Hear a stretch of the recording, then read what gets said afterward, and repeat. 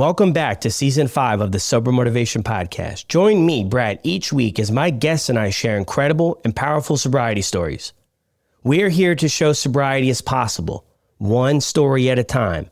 Let's go.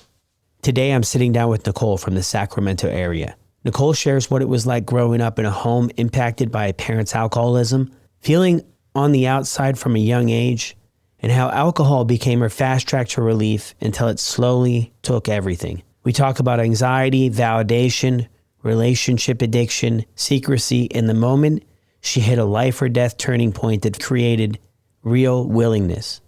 Nicole walks us through rehab, sober living, rebuilding trust, getting her kids back, and what recovery looks like now. 5 teenagers in the house, and a life she's genuinely proud of. If you've ever thought, I'll grow out of it, or I just need to control it, this one will land for you. And this is Nicole's story on the Sober Motivation Podcast. Welcome back to another episode of the Sober Motivation Podcast. Today we've got Nicole with us. Nicole, how are you? I'm doing good, Brad. How are you? Yeah, I'm doing well. I'm glad we could connect. I feel like it's been a long time coming for you to jump on here and share your story with all of us. Yeah, I've been listening to the podcast for quite a while now, probably 2 years, I guess, and joined your community recently. But yeah, it's nice to be a part of something. Yeah. So what was it like for you growing up? So I grew up in California. I've lived here my whole life. I had one sister that I grew up with, and I had 2 parents in the home that were married until I was around 17. At that point, my parents divorced. My dad struggled with alcoholism. So he, that was the biggest part of their divorce, the reasoning for their divorce. I would say my childhood was fairly normal. My sister and I went to private Catholic school. My mom worked a very professional job.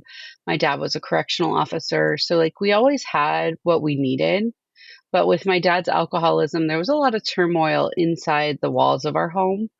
And outside the walls of our home, my parents acted like different people together. We'd go to my parents had a big social life. So we'd go to someone's house for, say, a barbecue, and they didn't act the same way that they did inside the house. And that was probably pretty confusing as a child.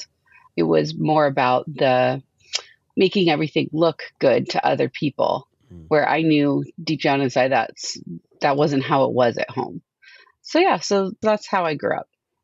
Yeah. Where about in California did you grow up?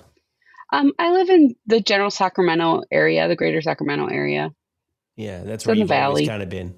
Yeah. Mm-hmm. Yeah, I've gone up and down, a little bit east and a little bit west, but I've pretty much stayed in the same general area within about a 30-mile radius.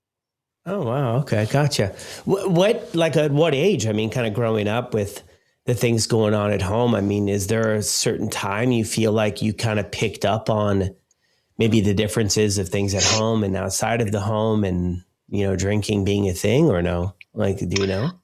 I'm not sure that I could pinpoint an age that I was, but I do know that when I was in 2nd grade, I got called into the counselor's office. And he asked me a really simple question, which was just, how come you don't play with the other kids at recess? And I said, well, I don't think they like me. And he said, why do you think that? And I said, I don't know. And no one had ever said anything mean or harsh to me. No one had ever done anything.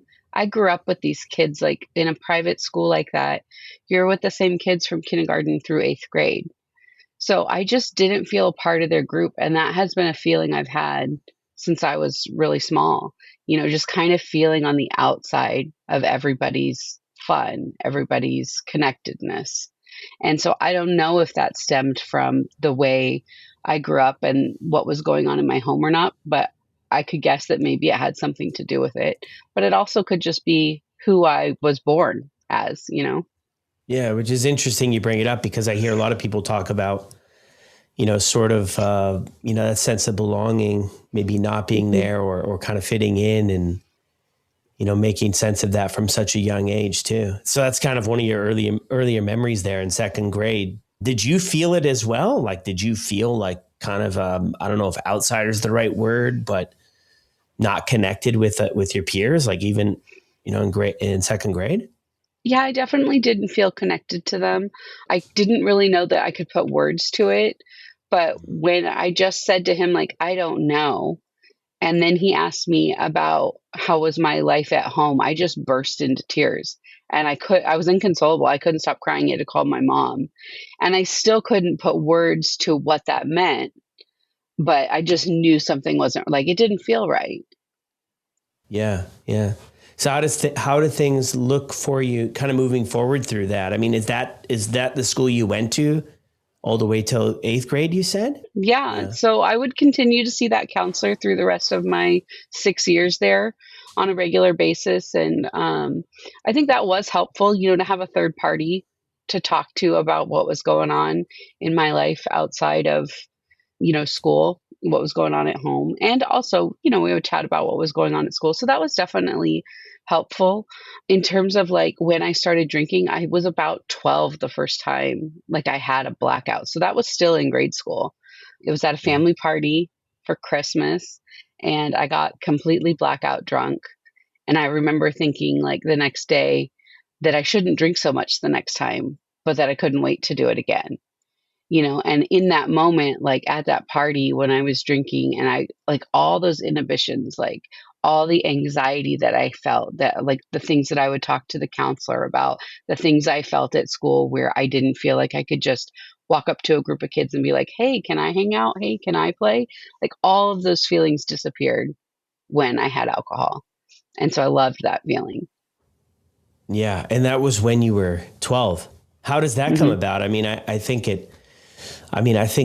like maybe parents too before, and maybe it's still this way, but would say like, hey, you can kind of drink in our presence. We can keep an eye on things. I mean, was that anything how you grew up, or how do Yeah, did, so my family, I come from a big Italian family. The other side is German Irish. So they did not let us get drunk, but they would let us, have like the little cup of wine with dinner and things like that. The party that we went to, my parents didn't know I was drinking. They were busy socializing, with their friends. They didn't know that was going on. They would have never condoned that, but they did let us have alcohol in small amounts when we were probably, I would say probably around that age, 12, 13, 14 and up. yeah. How do you connect the dots at 12 years old that alcohol is going to provide some relief, or did you, or was it just like, I see other people drinking? Like, what was there something that created sort of that interest? When I was younger, I didn't look like my friends. Like I developed really early. So people always thought I was older than I was. Mm. And somebody must have paid attention to me at that party and offered me a drink. That I don't have like a clear memory of it, but I'm sure that something along those lines is what happened. Somebody paid attention to me because of the way that I looked, because I did not look 12. I looked probably 16, 17, 18, and they offered me a drink and it went from there. Gotcha. So where And then does of your course, just like we know the phenomenon of that craving, like once I had that one, I couldn't, even that very first time, I could not stop. Like I just drank until I was sick. Yeah. Like the next day, or like on weekends, or how did it progress? So obviously at 12, 13 years old, I didn't have regular access to alcohol. So Yeah. whenever I was, at those barbecues at friends' houses or whatever, I would definitely sneak alcohol. I don't think that I can remember a time that I got blackout like that for many more years. I think that did teach me like, oh, because my parents found out about it, right? Like they took me home throwing up, so they knew about it. So I knew I needed to like pull back a little bit. So I was able to do that at a very young age. And then in high school, it was drinking every weekend whenever I got the chance. I always went to college parties, and hung out with people that were older than me because they could buy alcohol, right? Parties with my friends were like hanging out at the river, like doing dumb kid stuff. And I wasn't interested in that. I wanted to change the way that I felt. And in order to do that, I needed to be with people that had access to what I wanted, which was alcohol. Yeah. Thanks for sharing that too. So you're in this Catholic school till eighth grade. Where do you go to high school at then? So I went to 1 year of Catholic high school, but then my family moved about 15 minutes away from there, and I would have been driving myself like 45 minutes in traffic. My mom didn't think that was a good idea to give a 16-year-old a license, a car, and put her in traffic every day. So I went to our local public high school, which was a mile down the road. So my last 4 years, or my last 3 years, were in public school. And because of the way that I had been educated in Catholic school, I never opened a book again. Like I never had to study. I never opened a book in high school, in the public high school. I just would show up to class most of the time and Yeah. take tests and turn in homework, but I never studied. I didn't continue the way that my education had been going, which was really like education was hard for me. It wasn't always easy. I really had to struggle to like perform well. And in public school, it just seemed like things were so much more lax and easier. And it was easy for me to get straight A's without really trying. Yeah. Is there anything else that stands out to you in this sort of stretch of your life? I mean, I would assume that there was a bit of a transition there too, of maybe how things were at school for you before and things at home kind of, moving forward there. Is there anything that stands out sort of in your high school years? Yeah, I mean, it was definitely culture shock to go from such small school environments to now I was at a school with 4,000 kids. I was able to make a couple of quick friends due to like a new student social thing that they did before school started. So I did kind of get my core group of friends, but they all wanted to party and drink like I did. So that was our connection more than anything, was that we could now go and do the thing that I wanted to do, which was get drunk and change the way that I felt. So yeah, it was definitely a different experience than my primary years, being in high school, being in a public high school, being able to find a group of people that wanted to, share in the same kind of activities I did. Because when I was with those same like 36 kids for 9 years, there wasn't much to pull from. There wasn't as much to choose from in terms of a core group of friends.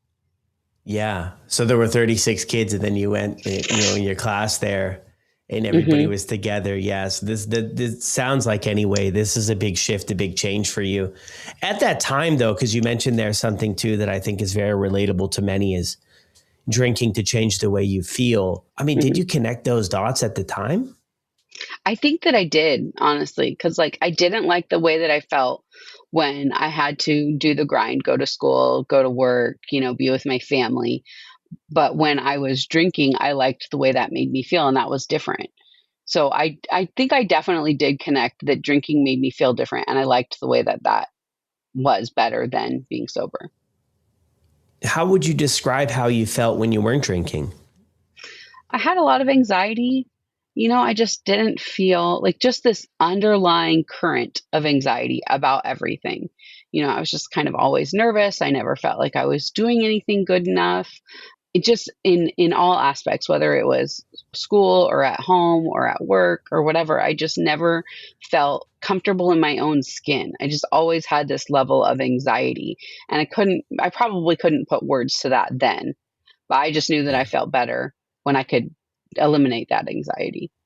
Yeah. And I mean, that's one of the things that, for a time, alcohol will do a good job with. I think too, it's so interesting how in people's life, I mean, this is something I relate to, and part of my story is it presented itself at, the timing was pretty good to sort of check that box of, it's relatable to me too, of feeling uncomfortable and having anxiety, always kind of feeling like maybe I was hungry, kind of fight or flight. You feel it in your stomach and your gut, Yeah. kind of at every turn, right? And like, am I going to measure up? Am I going to do well? Am I going to fit in? What?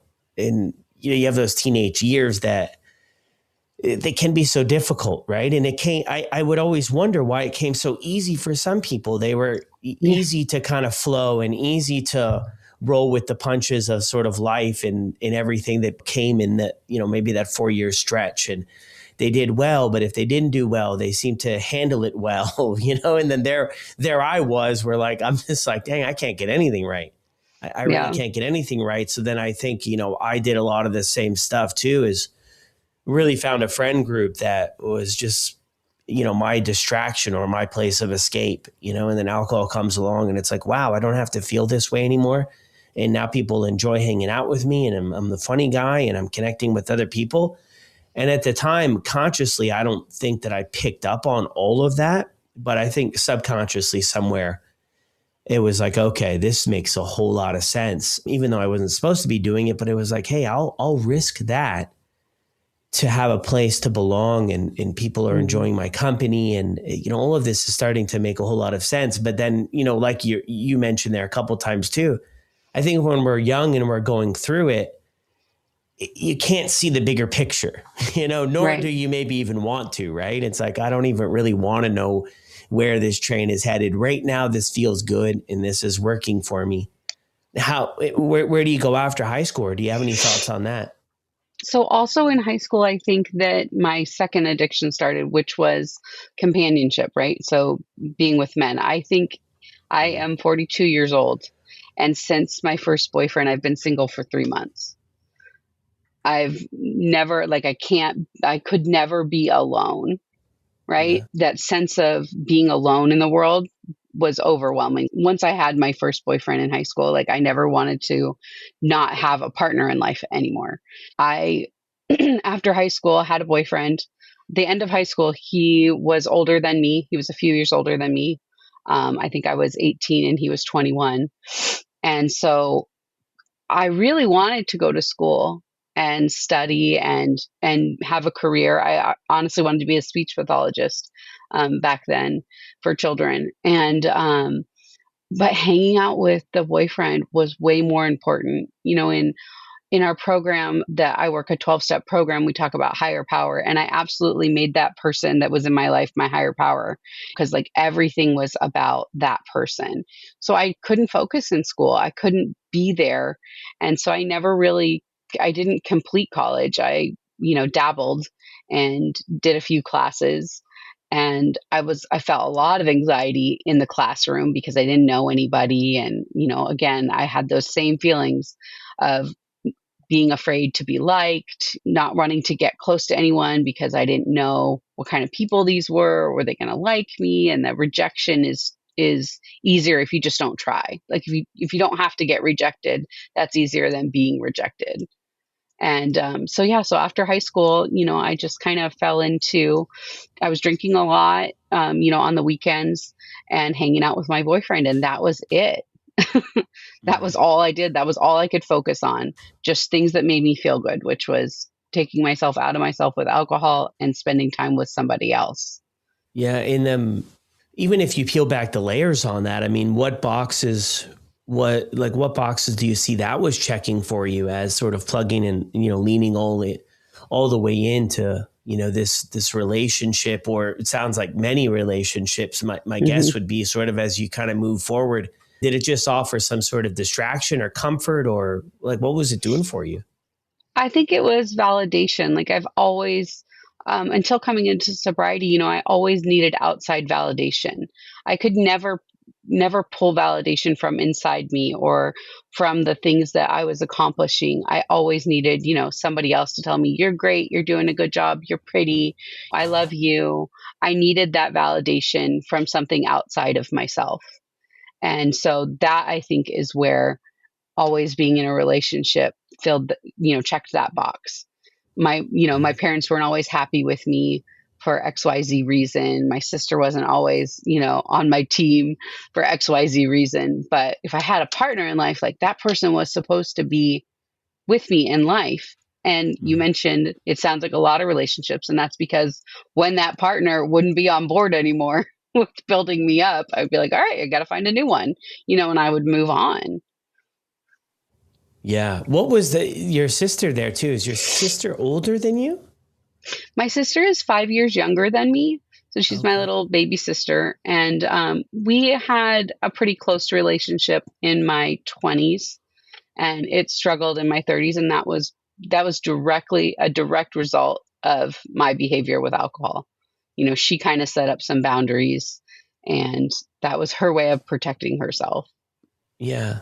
And is anybody in this era of your life picking up on drinking being a problem, or you thinking of hey, maybe I'm drinking too much, or does any of that stuff come into the picture or no? So I would say that for myself, I definitely knew that I drank too much. I didn't like the consequence of the next morning waking up, taking the temperature of whoever I was with, see what I did the night before. Did I make an ass out of myself? Did I do something stupid? Did I wake up with a black eye because I tried to jump over the balcony and I fell on my face? So I didn't like those consequences. My dad was an alcoholic as well, like I mentioned earlier. And I spent like a few years, I want to say like between 18 and 21, maybe. We didn't speak at all. I didn't speak to him at all. Like I was just angry at him. I think it was me trying to like establish my independence from my parents. And I chose to take my anger out on him for whatever reason. I don't know. But we were able to rekindle our relationship when I got pregnant with my son. And I used to drink with my dad. Like I used to drink pretty heavy with my dad. My dad would come over and, get trashed at my house. And I drank a lot with my dad.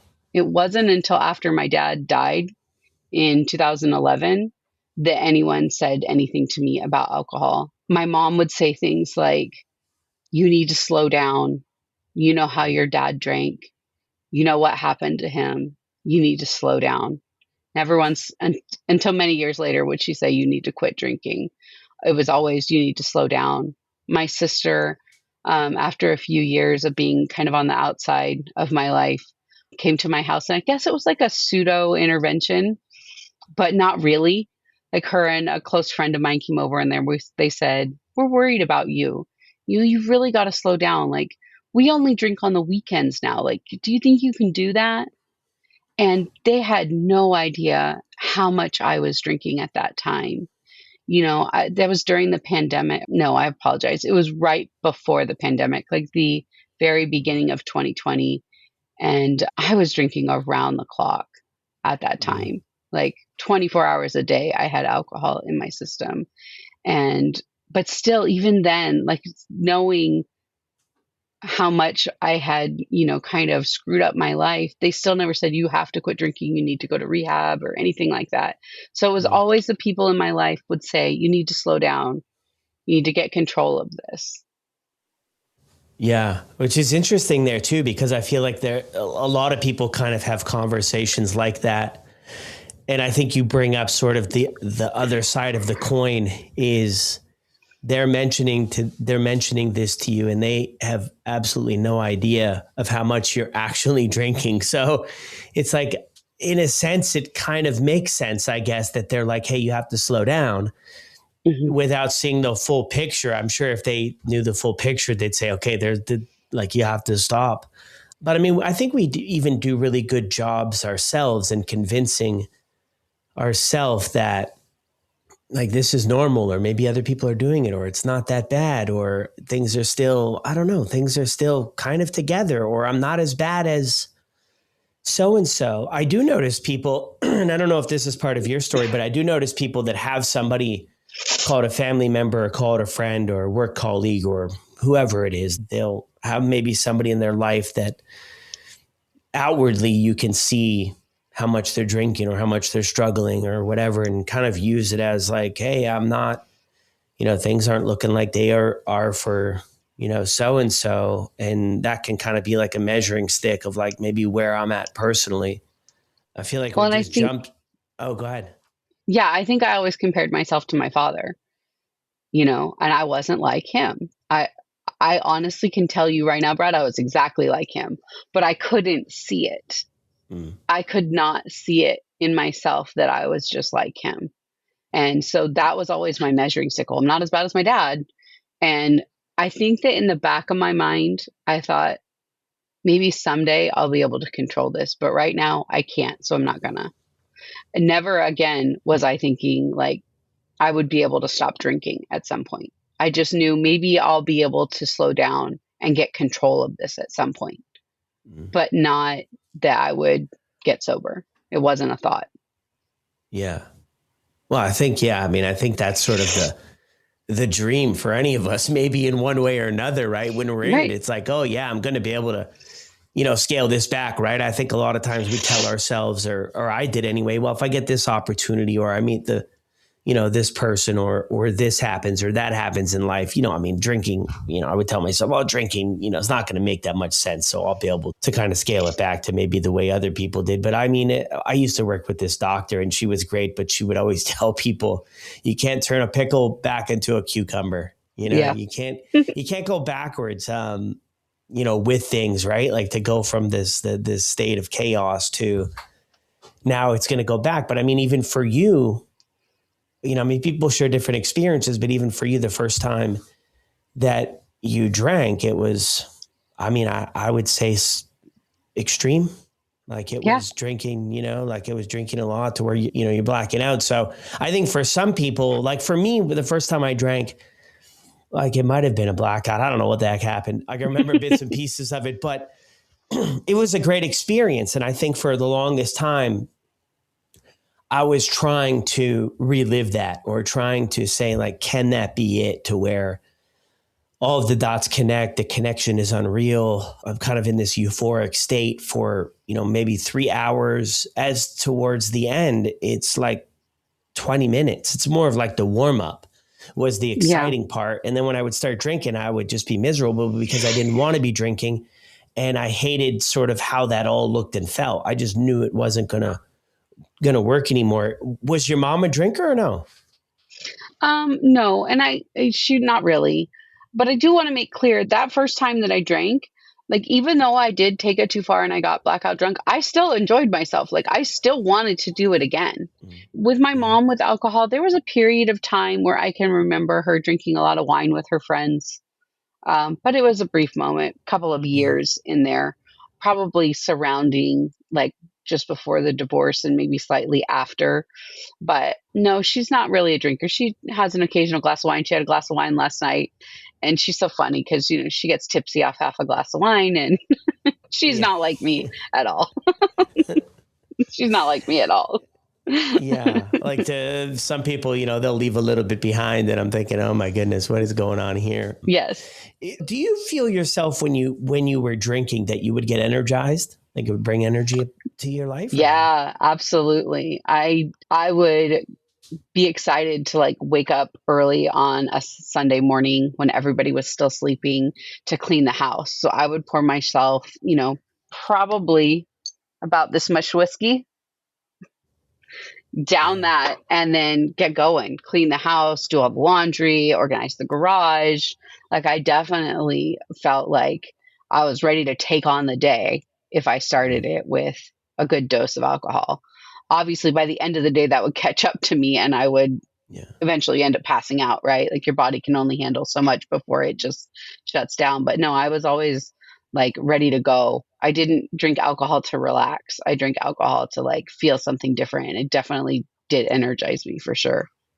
Yeah, which is so interesting. I saw this, Huberman was sitting down with someone and saw this podcast clip that he said 8% of people are born with this gene.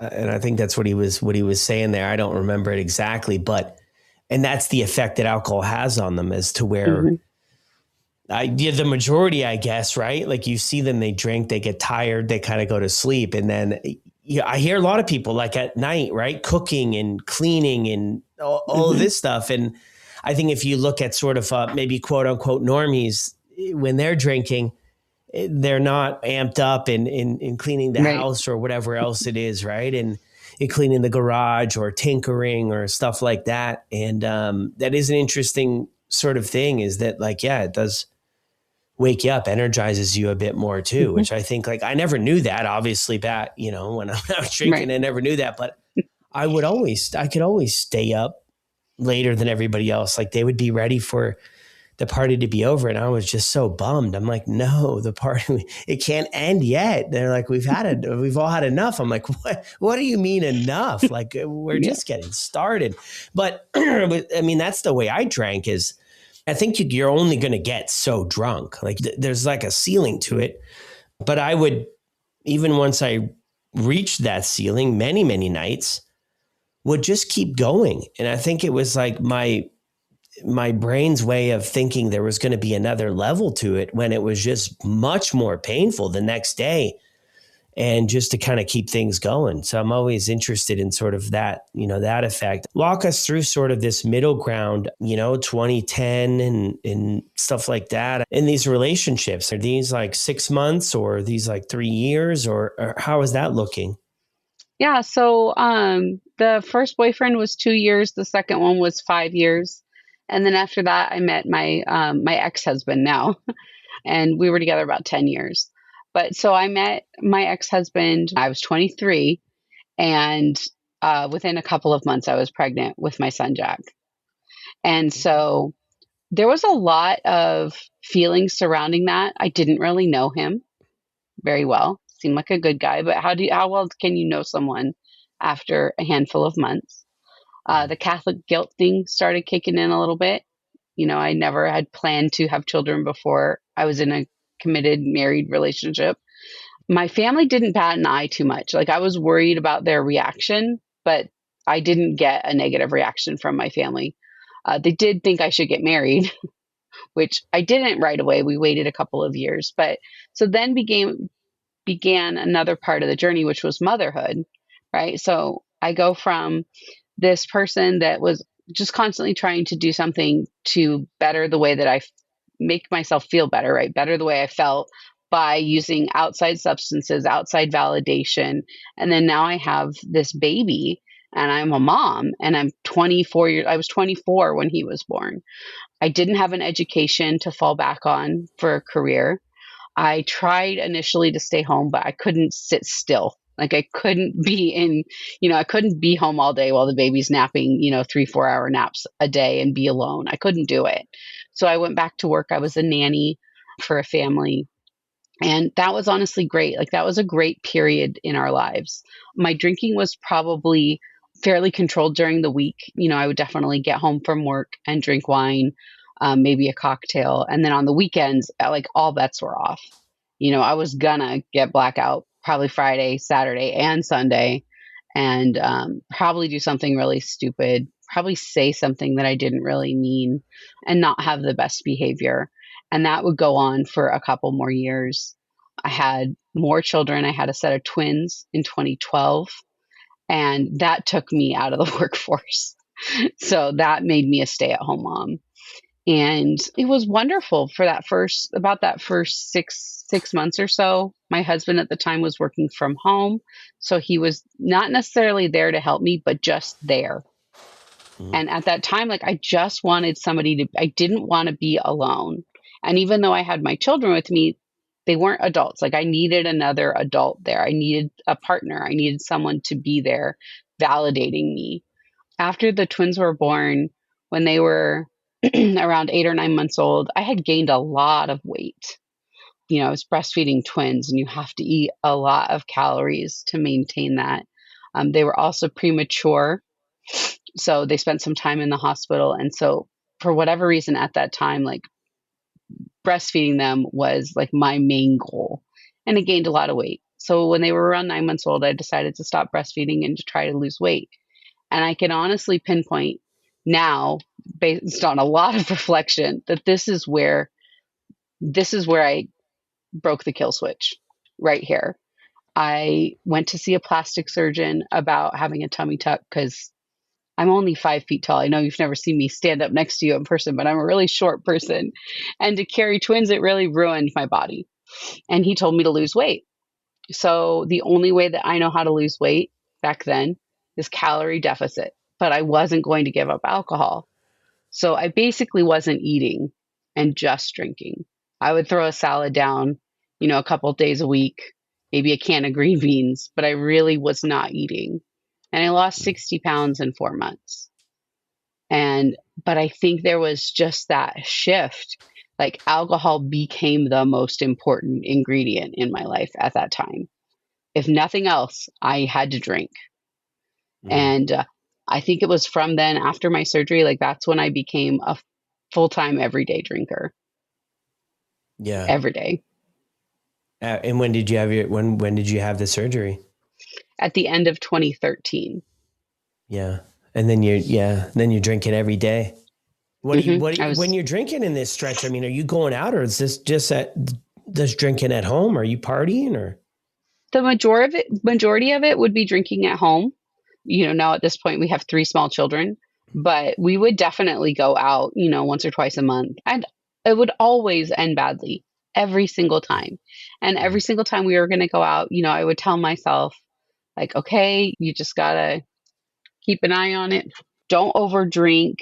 Just keep control. And then you can drink more when you get home. That was always my thought pattern. Like, just have a little while you're out, enjoy it. And then you can have more when you get home. And it never worked. It never worked. Not once did it ever work. I always got too drunk out. I've been kicked Yeah. out of restaurants. I've been kicked out of bars, just for being too drunk and making a scene, basically. Yeah. Anything you can pinpoint there as to why you were kind of drinking so heavy when you went out? I mean, I definitely drank because I liked the effect of alcohol. And because I'm an alcoholic, there's never going to be enough, right? One is too many and 1,000 is never enough. So once I start drinking, I just literally cannot stop. Like, I just cannot stop. So I don't know that I was drinking for any other particular reason other than the craving was there and I was going to keep feeding it. Yeah. And you ran into problems with it too, with going out. I mean, what is your partner or your ex-husband saying about this space of life? Anything or no? Well, he would get upset, so we might be out drinking with friends or something, and I might be really inappropriate with one of his male friends. Not like crossing a line cheating or anything, but just being inappropriate, like not a way that I would ever act now. Yeah.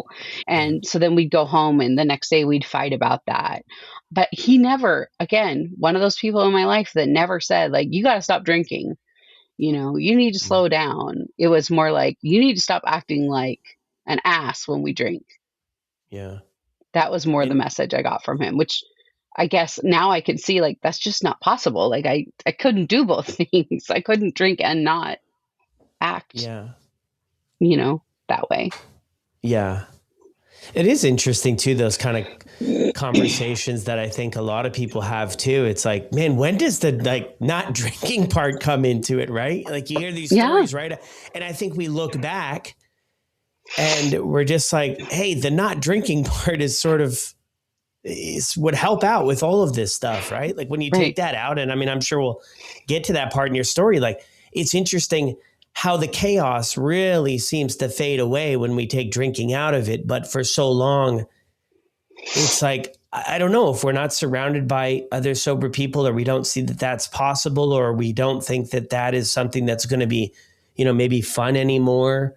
Then it's like, we're not really hearing that conversation too. But I think, like, as we look back at it, it's like, oh my goodness, you can kind of see the snowball really picking up speed as it goes down. And you have 3 kids at this point too. Oh, go ahead. Yeah. Well, I was going to say that that's why it's so important, what you do and what so many others like you do with these sober podcasts, and people that, are in recovery, that are out in the world in, like, in-person meetings. Our goal is to help the next person, right? I'm sure your goal with this podcast is not just to have a conversation with me, but to help somebody, right? I didn't have any sober people in my life. There wasn't anybody that was in recovery.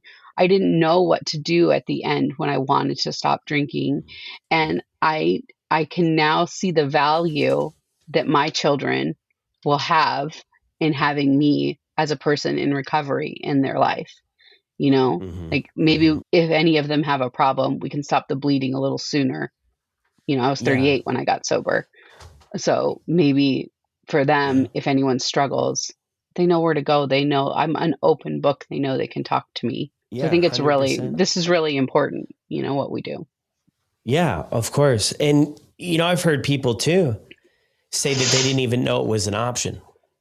Like, giving up drinking. Like, I didn't even know that was an option here. I think because we do, whether we realize it or not, I think we surround ourselves with people that are kind of like us, or people that are going to accept our behavior, as to where you mentioned how you operated back then. And I could only, if you had somebody that was around and they're doing all this stuff, I mean, you're not going to put yourself in that spot or co-sign that stuff. Right. And there's going to be a conversation, and in all of this, and not in a way of, making somebody feel worse, but just maybe that could be the one person. I hear so many people, I think people, to kind of flip things around, that are struggling, so many people around them are like, how do I tiptoe into this place of like letting them know I'm concerned about them?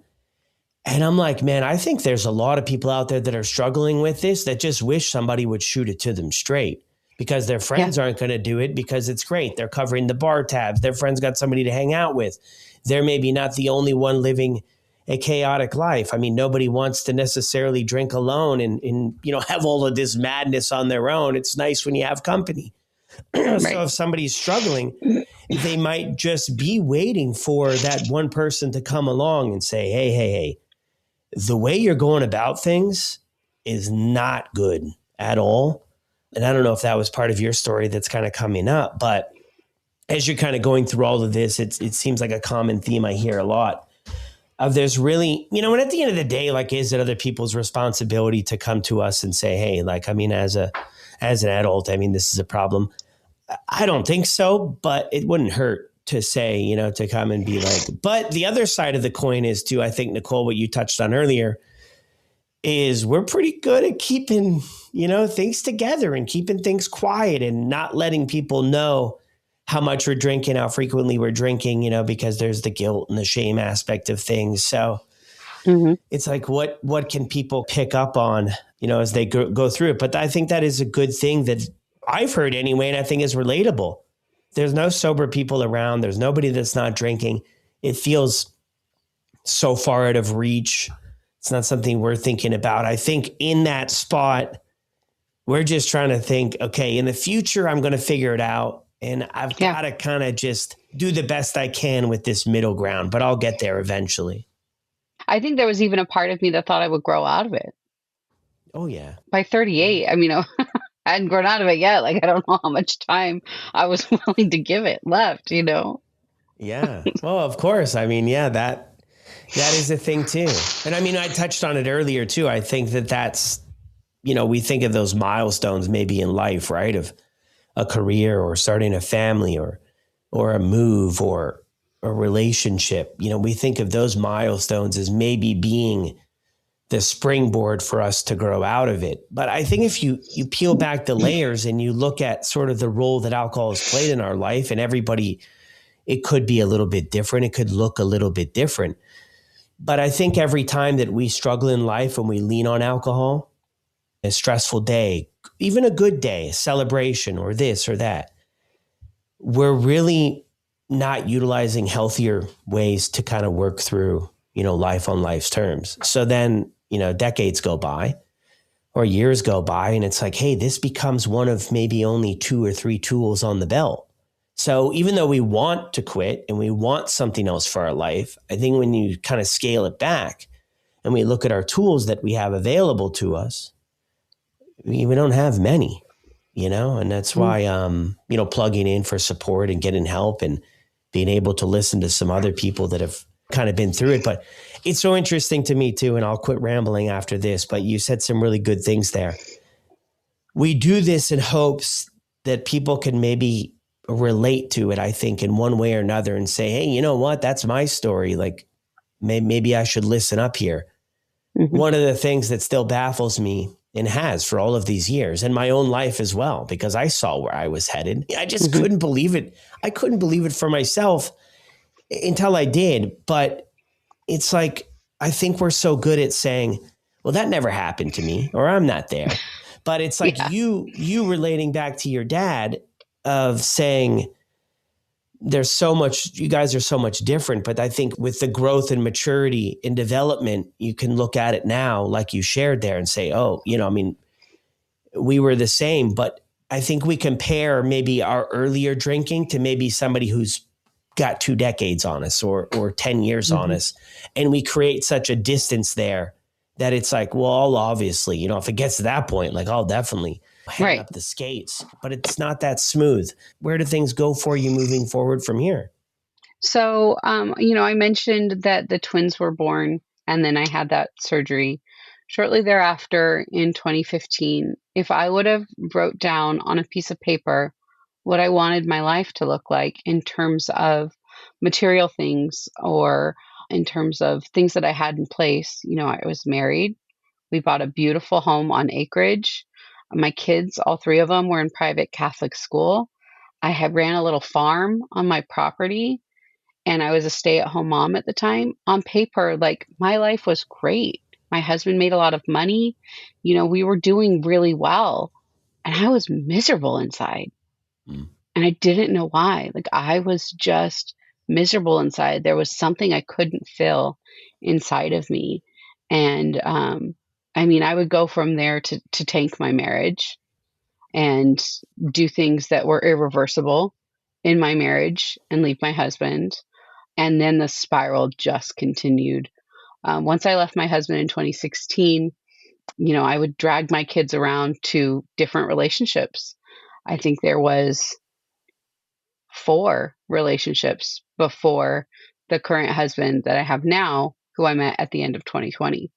So in 4 years, 4 relationships. One of them was 2 years, one of them was 1 year, and then the rest is broken up there.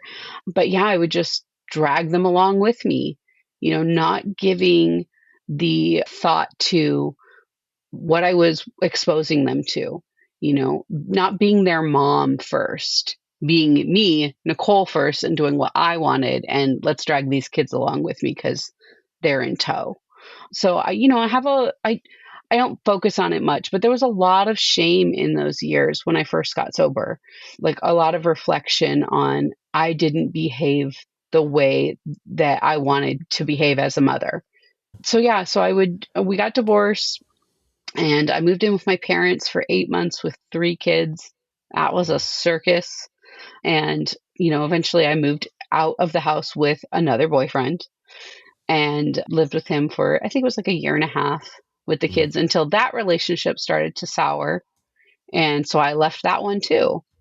And then at that time, that's when I was single for a minute. Literally a Yeah. minute.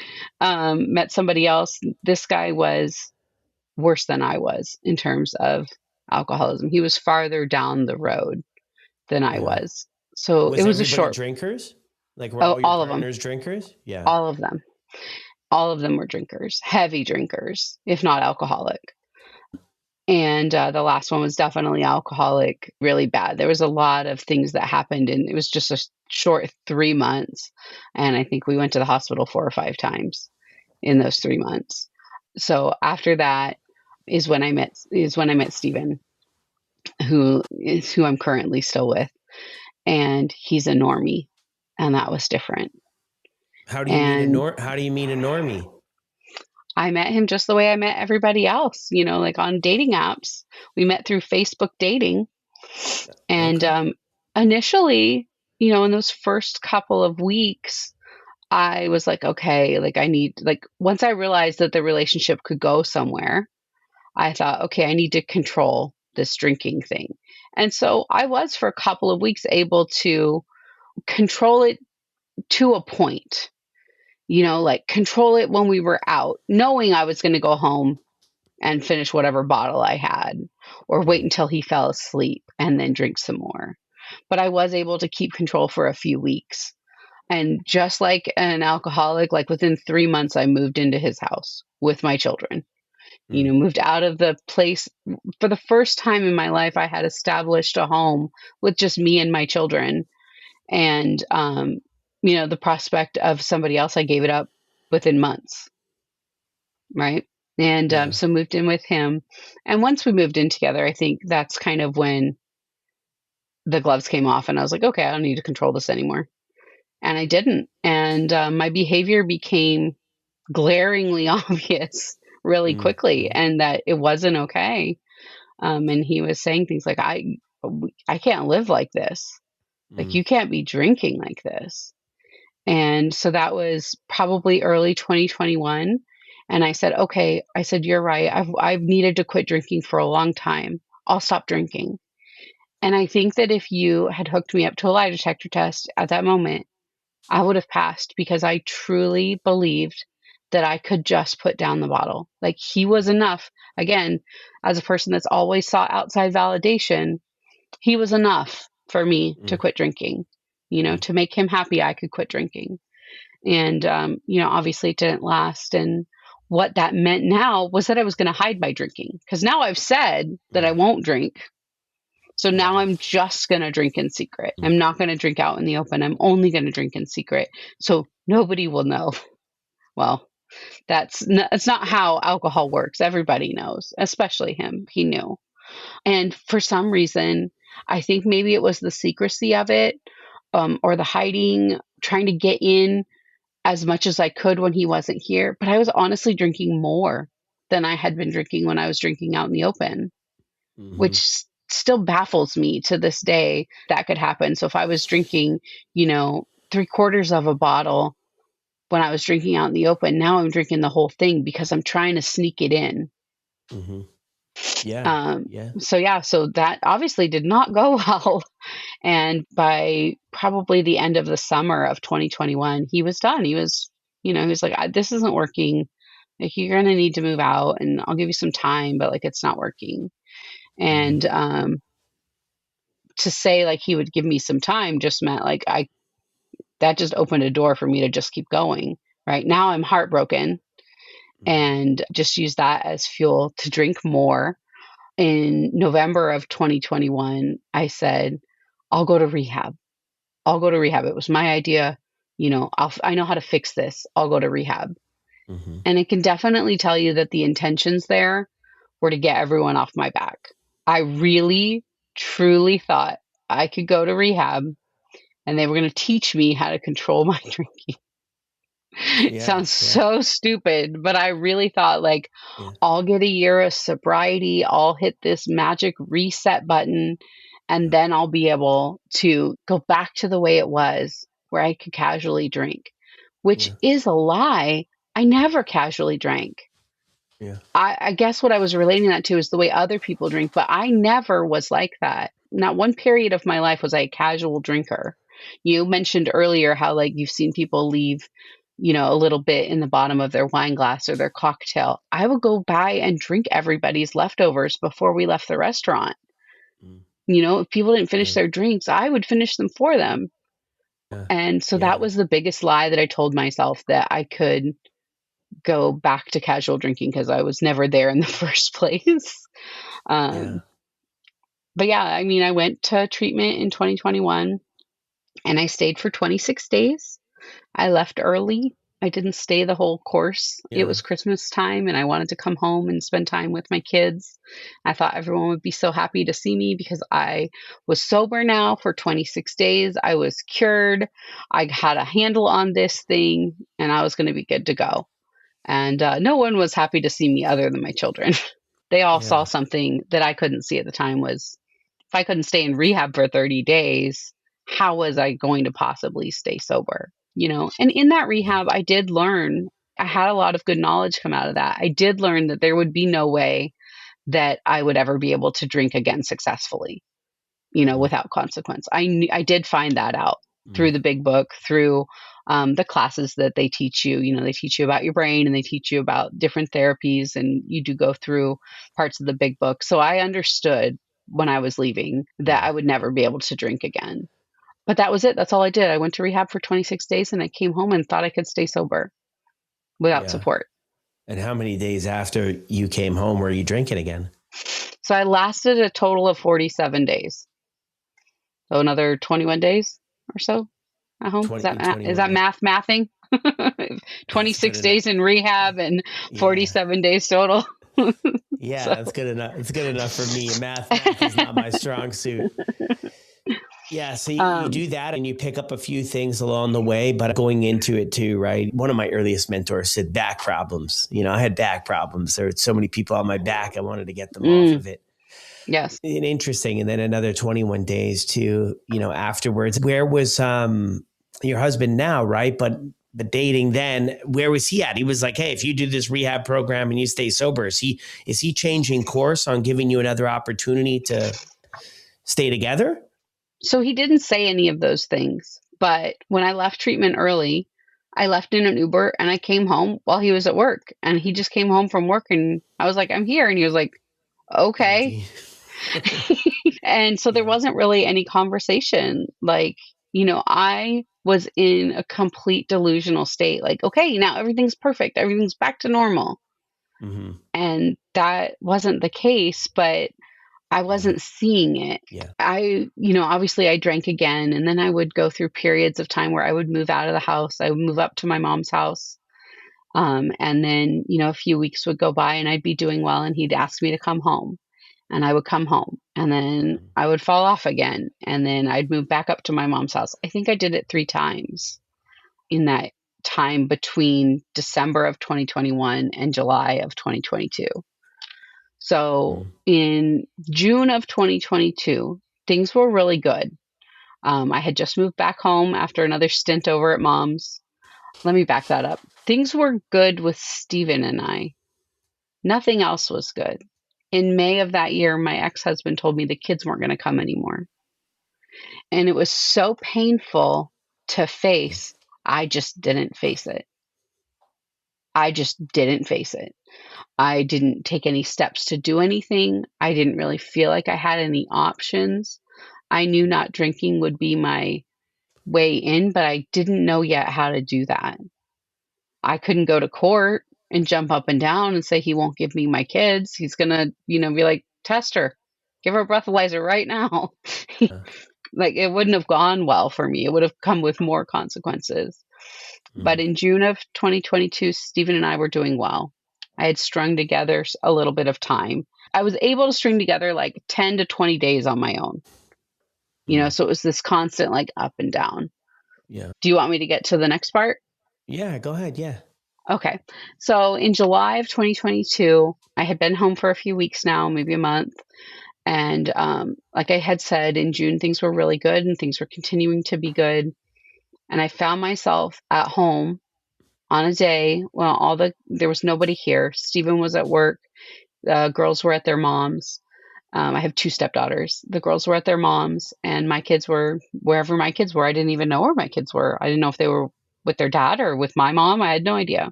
And I thought, I felt so good that day. What would make me feel better? And that was alcohol. So after, I think I had 20 days at the time, I went to the store.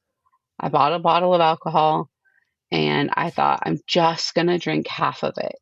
Just want to Yeah. feel good for a little bit. And I drank the whole bottle. I was drunk when he got home from work, and he just took one look at me and he didn't say a word. He didn't say anything to me. It was just a look on his face. Like, I knew this was it. Like, he was done. He'd had enough. He'd given me enough chances. He'd given me enough time to figure it out. And he left the house. I was supposed to go to a softball meeting for my stepdaughter. I was going to be the manager of the softball team that season.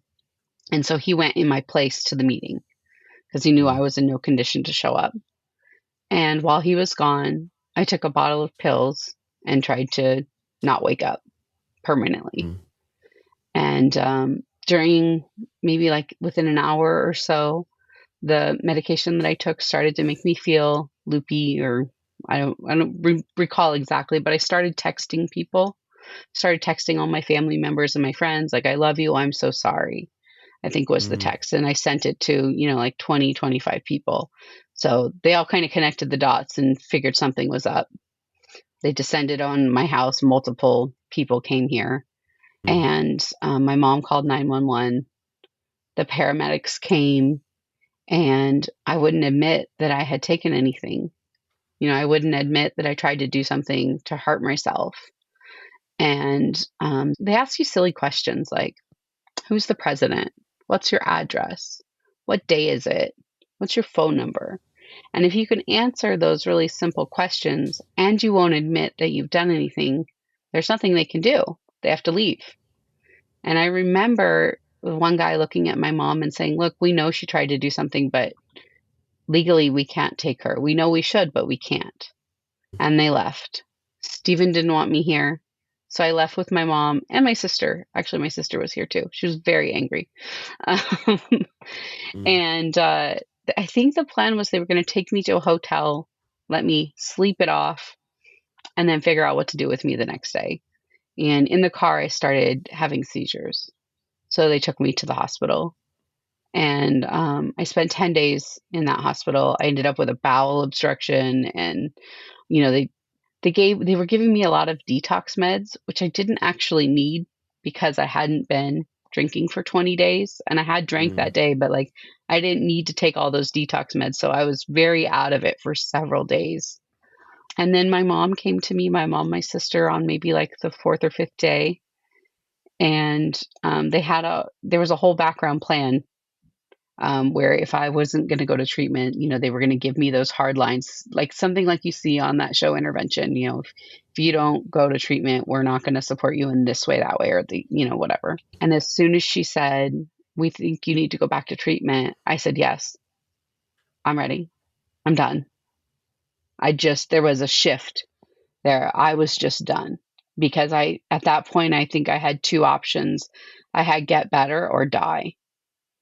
And laying there, looking at my mom, I wasn't ready to die. Wow. Thank you for sharing that too. And that was in July of 22 of when sort of this all came about. It's always so interesting how you can have some sober time or abstinence or not drinking time. And then going back to it, it's like it was waiting there the whole time. And it's even heavier than maybe it was before. Those moments too. You know, it's like you get some time away from it and thinking that it's going to be different. The next time's going to be all the stuff we tell ourselves, right? Like it's going to be different this time. I'm going to do this, or I'm going to do that. I'm going to change this up. And then we always find ourselves back at the same place, or maybe a place that's even worse off. Worse. You mentioned earlier about, romanticizing that first time that you drank and wanting to get back to that, and then how awful it felt to be drinking when you didn't want to drink. I think that one of the most awful feelings I had is taking a drink against my will, like looking at it, knowing I don't want to drink this, but something inside me is telling me I have to. And in the end there, the only time I felt good was maybe a minute after that very first drink in the morning. And that was it. The rest of it was like literally medication so that I could live. There was no good feelings anymore. And that's just the worst. And that's where we get ourselves to. People that drink like me anyways, that's where we get ourselves to. And when we have consequences in our relationships or legal consequences, the shame and the guilt of that feels very heavy. And we don't know what to do other than to pour alcohol on top of it. Yeah. Try to numb or escape, the best way that we can, going through that stuff too. And I mean, you have, a lot of things too. I've kind of picked that up as sort of a consistent sort of theme, right? Is the shame, it just seems to be building and building and building. And then you pop into this secrecy sort of phase of your life too. And I mean, it really kind of makes sense. I mean, drinking even more in that phase too, because I feel like this is going against, a lot of the ways you want to live your life or your values as a person. And it's like, hey, I'm living in this extremely dishonest way. And, those voices can get loud too. So drinking more to say like, I don't want to have to worry about that. That is one of the interesting things too, is that we don't want to drink anymore. Like we don't want to anymore, but we find ourselves in that spot time and time again.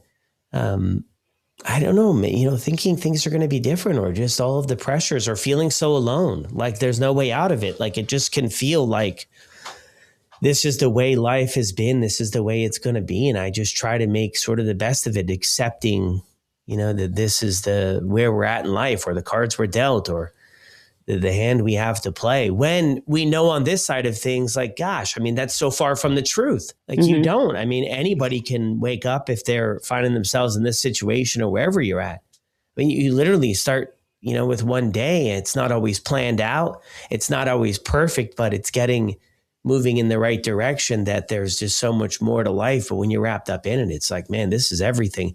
So your mom comes to you, your sister come to you, they say, hey, you need to get some help in rehab, and you're ready to go this time. I mean, is this where you're sober from this point on? Yeah. So I went to treatment I went a couple hours away from home because they knew what happened last time where I left in an Uber. So they took me a few hours away. And from day one, Brad, when I got there, I was just ready.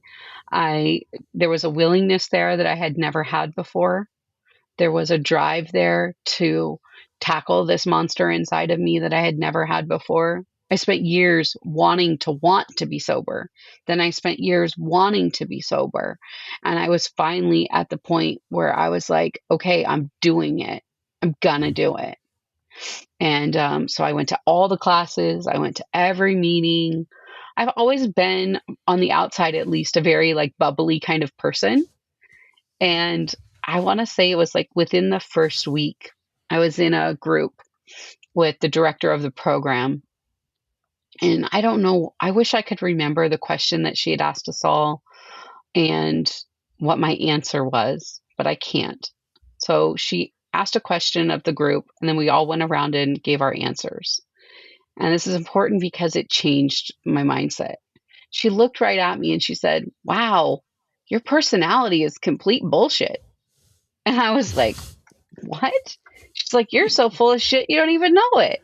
I was like, "I don't know what you're talking about. Like, I am a happy person." And then she rattled off all the reasons why I shouldn't be a happy person, all the things that were going wrong in my life. And I marched myself up to the office afterwards and said, "I'm not going any more of her classes." And she did this, that, and the other. And they just looked at me and they said, "Okay, you don't have to go."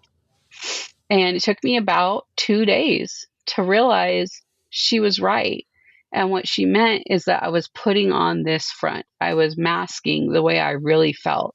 And unless I was going to get vulnerable and really talk about, my life and what has led me here and the way I actually feel, I wasn't going to get better. Mm. And so it shifted. It shifted the way that I started showing up. And it shifted the way I started talking. I got to see a therapist there twice a week and an alcohol and drug counselor twice a week. And then classes all day, meetings every night. Like, it was a lot of intensive therapy and recovery. And from that day forward, like I took a different approach at it. And I was being able to be vulnerable. Whereas before I was like, yeah, well, I drink too much and like, I really Yeah. need to stop.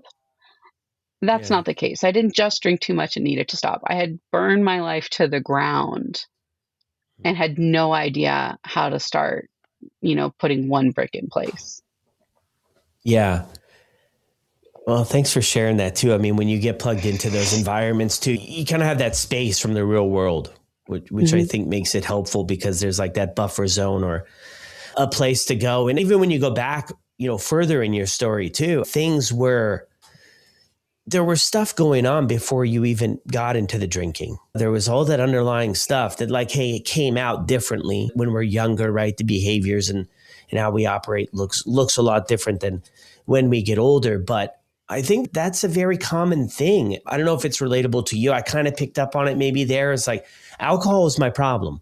If I take alcohol, I just drink too much. That's like my main thing. And not really looking at the layers of the onion of everything else that's come in our life before and like life on life's terms. I mean, how am I dealing with life? Are Hmm. things acceptable or unacceptable? And how am I sort of going through it? And I mean, alcohol was just behind every corner, every turn. But that was one of the things I had to learn early on. Is like the substance was one part of the puzzle.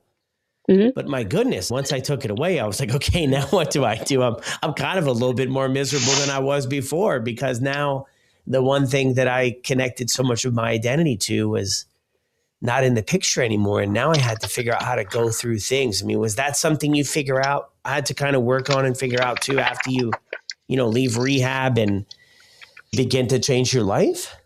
Yeah, and I want to get to that, but I want to share something with you based on what you just said. I met this guy early in recovery that he would hold this piece of paper up. See this piece of paper? And he would Yeah. say, "You do this, and that's drinking and using. The rest of it's everything you got to work on." Right? Yeah. And that could not be more real, right? Taking away the substance, whatever it is that your substance is it's the pre-step to then like working on everything, right? Mm-hmm. So I graduated in rehab. I stayed the whole time. And, Yeah. but around the last 2 weeks of rehab, so I was halfway through my stay, I started to get anxiety again about leaving. I didn't know where I was going to go. Was I going to come home to Steven? Was I going to go stay with my mom? I had no money. Like, what was I going to do? And so I started exploring the idea of sober living. And with the help of, my mom, I was able to secure a place to live after rehab. So they call it door to door. So you go straight from rehab straight to sober living. So my mom literally drove me from rehab straight to the sober living environment. And the plan was that I would stay in sober living for 90 days or so to kind of solidify my program, to build a foundation for what life was going to look like. I didn't have, back in 2020, I had gotten a DUI. And so I didn't have a license or a car or anything like that. And so I walked across the street to the grocery store and I got a job at the grocery store. A very close friend of mine that has a sober podcast, it was the first one I ever listened to. That was what he did. He lived in sober living and he went and got a job at the grocery store. I was like, Jerry did that, I could do that. So I went across the street and I got a job at the grocery store, literally bagging groceries, like the lowest on the totem pole that there is. I needed a tiny little job, to have something to do, and just, we call it a get well job, right? I needed a get well job. And I ended up staying in sober living for 6 months. Like the 3 month mark came and went, and I wasn't ready. I wasn't talking about it. We weren't having conversations about it. I just wasn't ready. I stayed for 6 months. In January, I mentioned I'm in a 12-step program. So by January, I was making my amends to everyone, and Stephen was my last one. And after I made my amends to Stephen, we agreed that he was ready and I was ready for me to come home.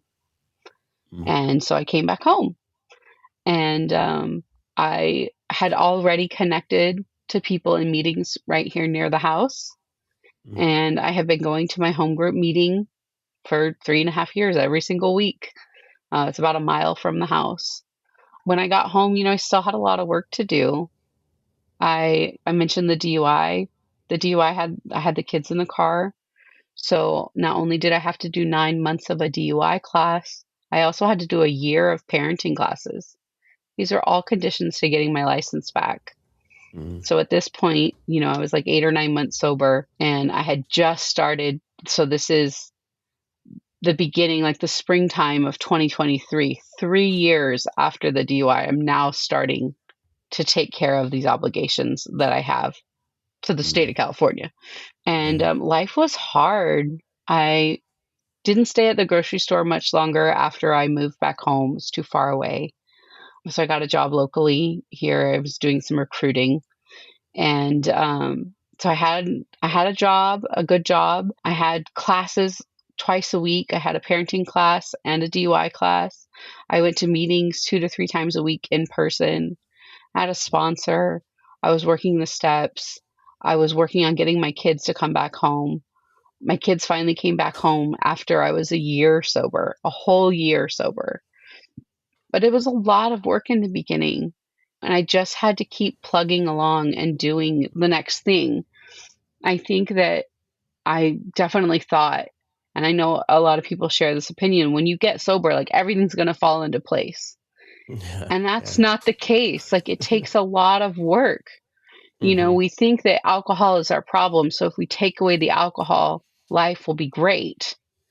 And to a certain degree, life is definitely better, although we've taken away our solution to literally everything. So not only do you have to rebuild your life, you have to rewire your brain on how you deal with life. Like you had mentioned earlier, life on life's terms. That's not always easy. In my life today, there's a lot of radical acceptance. Like there are things I just have to accept. Like I can't change them. I can't control them. I just have to accept they are what they are. Right. So yeah, so I did the sober living for 6 months, and I came home in February of 2023, and I've been home ever since.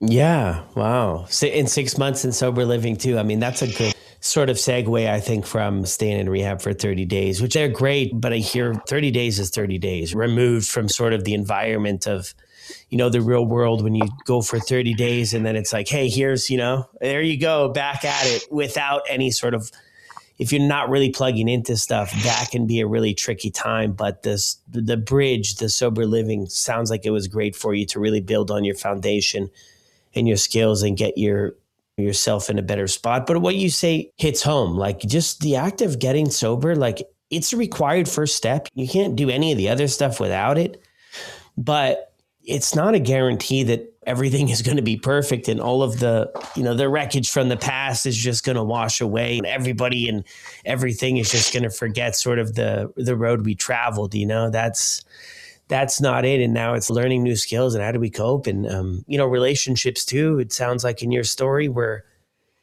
an area of life you'd have to work on. What does this healthy relationship look like and how can I show up different? Because even though you're going through your story there, kind of picking heavy drinkers and all of that stuff too, I think it's only fair to say, that because I was in these too, but I was the common denominator in all of this sort of chaos too, and all these relationships I picked out. I was just like, oh man, tough thing to kind of admit to myself that maybe for me personally, maybe it wasn't everybody else here, Brad. Maybe you had a pretty big part to play in where you put yourself and surrounded yourself with. And now your kids are living with you and this July, 4 years. This July, I'll have 4 years. Yeah. So it took about a year for the kids to come back. Yeah. And at first they were only here on weekends. Their dad was like, we need to trial run this. Mm-hmm. And even though I knew how I felt, I knew where I was under my recovery, I knew that I was doing well. Somebody from the outside doesn't trust you yet. And especially my ex-husband, like who doesn't live with me, who doesn't have much exposure to me. I understood his hesitancy. It upset me, but I understood and accepted it. There's that radical acceptance, right? Working a 12-step program, you got to learn to accept things for what they are sometimes. So for a whole year, they were here every weekend and not during the week at all. And then during the summertime of that next year, they started where they would come week on, week off. And we've kept that schedule ever since. I have them every other week. And this is a week. So I picked them up yesterday. So they're here this week. And I mentioned earlier, too, that I have 2 stepdaughters. The age ranges. So my oldest stepdaughter is about to turn 18 in April. Jack, my oldest son, will turn 18 in June. My stepdaughter, Audrey, turns 16 next month. And my twins, John and Caroline, just turned 13. So we officially have 5 teenagers in our household. And that would sound probably pretty chaotic to a lot of people, but we have a lot of fun. Like we have a lot of fun. My focus is now on my family and being of service to my family and doing things that we all enjoy together. Like that togetherness is so important. We're not all together. We're all together every other week, Thursday, Friday, Saturday. So that's what, six days a month that we're all 7 of us together. And to me now, it's really important to spend that time doing things together. Whereas before, that wasn't my priority. The kids were just the kids. They didn't have individual names and personalities. They were the kids. And, now I have an individual relationship with each one of those kids. And it's really special and dear to me. It's one of the things that I value most that comes from sobriety is the quality relationships that I have, not just with my kids, but my husband, my mom, my sister, and people in recovery. I mean, some of my best friends I've never met in person live in different countries, It's wild. And that's such a cool thing. So relationships is something I highly value now. Whereas before, if a relationship wasn't going the way that I wanted to, or wasn't making me feel a certain way, I dumped it. And that could be a friendship or a romantic relationship, like whatever kind of relationship. If it wasn't going the way I wanted to, like you were dead to me, you were gone. That's it. Yeah. How do you feel about yourself these days?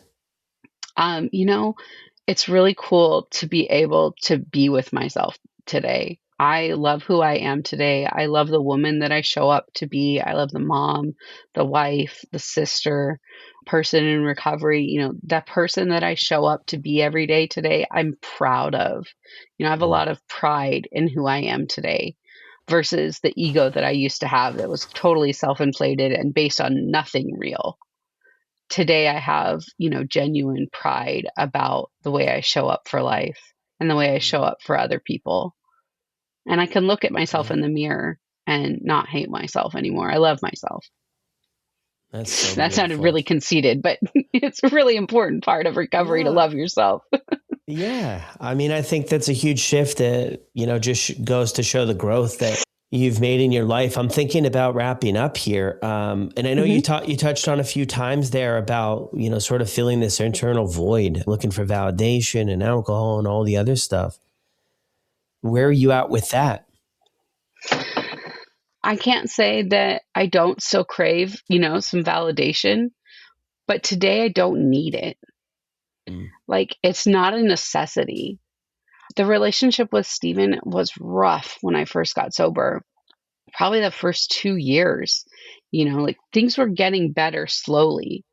But, the first year was really rough. The second year was better, but still tough. We had to overcome a lot of things that happened while I was still drinking. And I was still finding who I am as a person in recovery. With alcohol as my solution to everything, I don't have alcohol anymore. Now it takes time to develop as a person in recovery.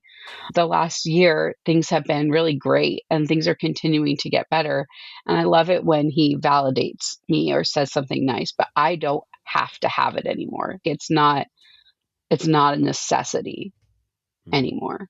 I Yeah. can validate myself by my actions. Like, I know that I'm showing up for life in the right way and in the way that, God wants me to show up for life. So that validates me. It comes from inside now as opposed to needing outside validation. Yeah. Beautiful. So beautiful. I mean, sort of the downside, which I'm sure is that the external stuff, it never seems to fill the void, or we're constantly on the lookout for it. It's just rinse and repeat, and getting to where we can do that ourselves makes all the difference. If anybody out there is listening that's struggling to get or staying sober, I mean, that interesting part where you were, willing to, is there anything to draw from your story that you would mention to someone? So if anyone's out there struggling and they're listening to this podcast, they've already taken a step, right? They're already exploring something. And I would say reach out to somebody. If you don't know anybody in your life that's in recovery, there are so many platforms online. There's, things you can just watch on YouTube or TikTok or Instagram. There's a whole sober world out there. We are literally everywhere. And just reach out to somebody and ask for help. Anybody can reach out to me. I'm easy to find. My social media is just my name backwards. It's just Cargo Nicole on Instagram. You can send me a message. I would absolutely point you in a direction or have a chat with you. You're not alone. And all you have to do is reach out for help. And the people that are already in recovery, we will go to any lengths to help you if you're willing to get help. We want to help you. We want to show you that life can be different. So you're not alone, and reach out for help. That's what I would say Yeah. to someone struggling. Yes. Thank you so much. And you're so right. I mean, listening to this podcast is already a step in the right direction if somebody's trying to, working on changing their life and talk with people. I think it could be intimidating and like, well, I'm going to talk with somebody who's sober and they're going to just say, the obvious, well, you need to quit drinking. And, it's just not like that. Like everybody's going to, pick and choose what they like to do or when they want to do it. And maybe just connecting with somebody just might be another thing that is helpful, and you're not alone with it. However you are struggling, it's like everybody's story kind of goes in this interesting way that it seems like there were many opportunities to kind of get off the elevator. There were Yeah. many opportunities, and you don't have to wait for things to fall apart. I mean, you just really don't. If you kind of see, if you can relate to Nicole's stories, say in the middle, well, if you keep drinking, ask yourself, what are the percentages of me getting to the other side of it too? And then maybe, hey, maybe you're only here right now, get off the elevator, and you don't have to go through all of the ending stuff. That's enough. It can be enough of an indicator of things are not going well. Thank you so much, Nicole, for jumping on and sharing your story with all of us. Thanks, Brad. I really appreciate it. Well, there it is. Another incredible episode here on the podcast. Thank you as always for listening along. I'll drop Nicole's contact information down in the show notes below. If you enjoyed the episode or could connect to any part of her story, be sure to send her over a message and let her know. Thank you for joining all of us. It's really an incredible story when you hear all of these things change. And a couple of years is not like the shortest amount of time, but how many things could change in 3 years, 3.5 years, as opposed to the way that they were. And you just zoom out a little bit and just imagine if Nicole, since this is her story, doesn't make these changes, how much different her life looks in the other direction of things that weren't serving her and not where she wanted to be in life. Thank you as always for listening. And don't forget, drop a review on Apple and Spotify, and I'll see you on the next one.